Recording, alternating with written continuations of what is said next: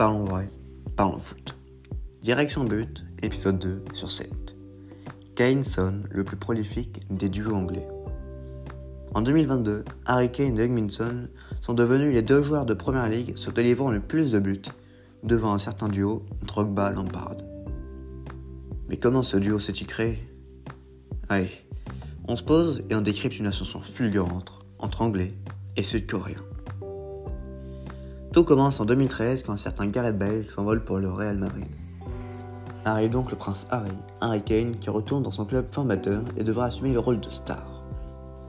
Pochettino, le manager de l'époque, comprend vite que les stats de Kane pourraient s'envoler si un duo se formait. Il recrute donc en 2015 un Sud-Coréen du Bayer Leverkusen, un certain Heung-min Son. 2015 marquera donc le début d'une alliance, d'une recette magique dont seul Tottenham a le secret. Une alliance qui n'a pas pris dès la première saison. En effet, Son doit difficilement se faire une place au sein des Spurs. Ses 4 buts et une passe décisive n'auront pas convaincu le coach argentin. Quant à Kane, il finira meilleur buteur de la saison en empilant 25 buts. Les saisons qui suivent seront plus prolifiques pour les deux protagonistes. Ils seront impliqués dans 56 buts en 64 matchs de Premier League la saison 2016-2017. Ils seront impliqués dans 50 buts en 74 matchs de Premier League la saison 2017-2018. Leurs 3 dernières saisons, ils seront impliqués dans 161 buts en 207 matchs de Premier League, buts et passes décisives compris. Ces stats peuvent s'expliquer par une tactique spéciale mise en place par les deux joueurs. Lorsque l'un est sur l'aile, souvent Son, est plus écarté du jeu, l'autre est plus axial, souvent c'est Kane, et permet à l'ailier de trouver des solutions.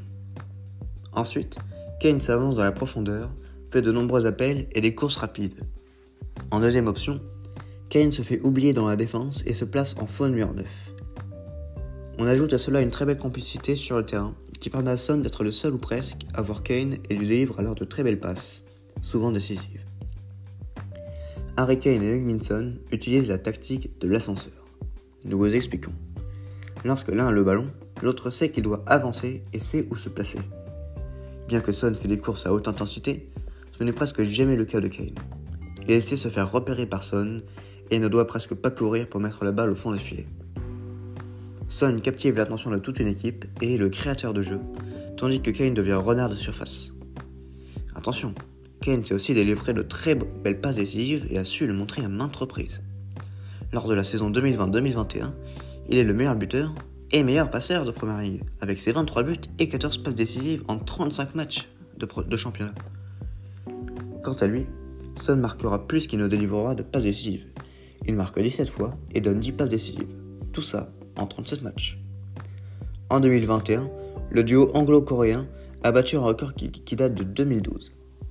Depuis 2015, les deux protagonistes se sont offerts 37 buts et font mieux que le duo Drogba-Lampard avec 36 buts entre 2004 et 2012. Une complicité que félicita l'ancien manager des Spurs, José Mourinho. Harry Kane et Heung-min Son sont des joueurs de classe mondiale. C'est aussi simple que ça. On enchaîne les matchs et on affronte des équipes de haut tableau qui ont des joueurs de classe mondiale, mais je dois dire que Harry et Son sont aussi des joueurs de classe mondiale. Un duo aussi tactique et intelligent d'après Mourinho. Et offensivement, ils font le travail. Ils sentent bien l'équipe, ils sentent l'équilibre dont nous avons besoin. Ils font aussi un travail incroyable d'un point de vue tactique quand l'équipe n'a pas le ballon. Ce sont de grands joueurs, vraiment fantastiques. Bref, une entente qui brise des records sur le plan national, mais un duo qui se fait encore attendre sur la scène européenne. Non pas que les deux hommes ne soient pas bons en Europe, mais bien que le classement de leur équipe ne leur facilite pas la tâche. Mais qui sait, cette année peut-être.